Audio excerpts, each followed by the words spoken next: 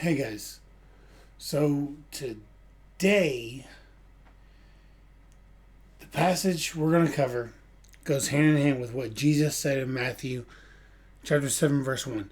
Do not judge so that you will not be judged. We've seen in our studies of 1 Corinthians that one of the serious problems in the Corinthian church concerned former ministers.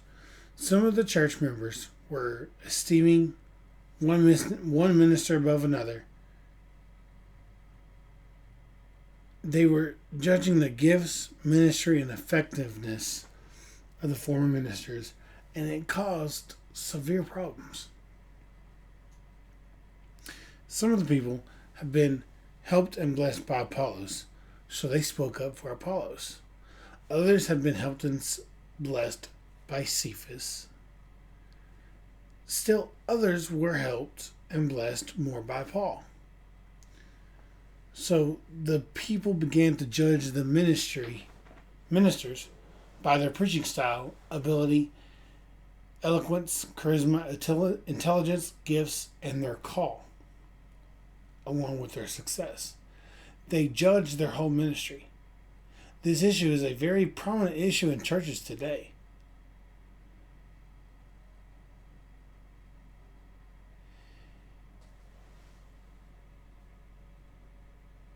And Paul says, count ministers for what they are. He gives three things that should always be kept in mind about ministers. Ministers are ministers of Christ. They are servants. The original Greek word used literally means under rower. The slave who sat below deck on a ship and pulled the large oar to move the boat along, that's the rower. Christ is the master of the ship, and the minister is one of the slaves of Christ. And each minister is only one of many under-rowing servants. He is called to serve one master, the Lord Jesus Christ. No person who serves Christ is to be elevated above their ministers or servants in any way. No matter how much the minister has meant to a person's life, he is only the under-rower and servant.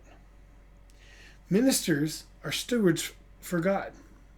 When Paul says those entrusted, a steward, a house manager, the overseer of an estate, the steward was always a slave subject to a master, but his work was not closely supervised.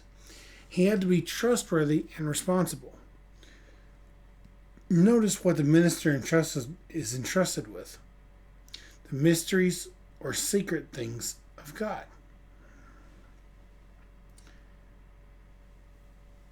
The minister is someone whom God has trusted to reveal his word and is responsible enough to explain it to others.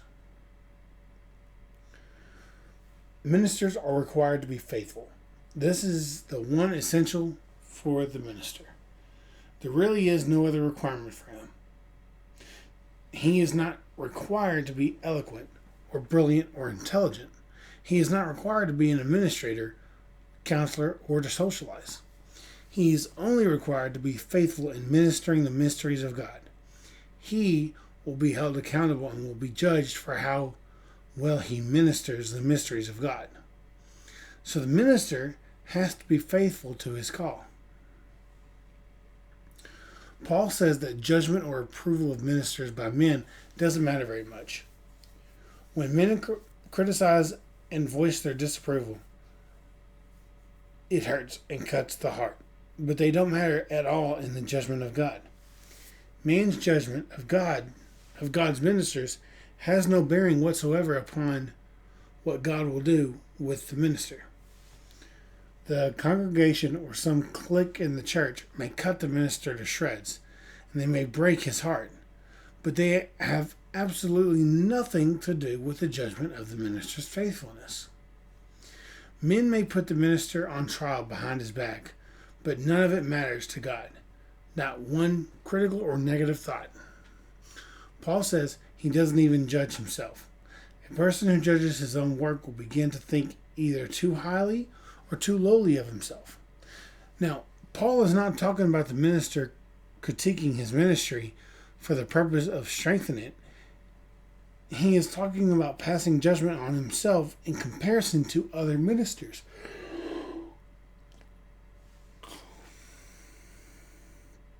Is his ministry as good as someone else's?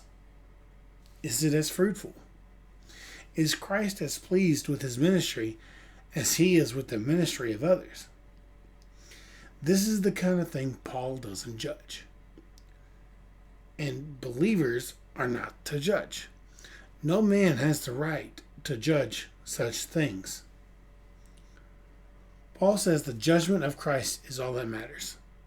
That is why you have heard me say before, I'm not here to please you, I'm here to please Christ and God's calling on my life. The Lord alone justifies a man or woman in his or her ministry. That is what Paul is saying. He knows of no place he is coming up short in his ministry. To his knowledge, he is faithful in the ministry and pleasing to the Lord. Christ judges him, and Christ will convict him if he is wrong. So Paul tells the Corinthian church that not only Christ can judge a man in the faithfulness of his life and ministry, so believers are to judge nothing. No believer can know the hidden things of darkness within a man. Only Jesus Christ can bring the secret, hidden things to light. No man knows the real motives within a man. Only Christ can reveal the motives and counsels of the human heart. So, in conclusion, there is to be no judgment of ministers or of anyone else until the Lord returns. He and He alone has the right and is capable of judging ministers and believers. No matter how successful men may judge one another to be, no matter how much praise men may heap on one another, no person will have the praise of God until Christ returns and judges the secret things of a man's heart and life. This is the reason men are not to judge the ministers and servants of God. Guys, I hope y'all enjoyed the video. We are almost done. We got 2 more studies to do in Corinthians, and then we will be done with Corinthians. I have thoroughly enjoyed it, and I hope you have too. I'll see y'all in the next video.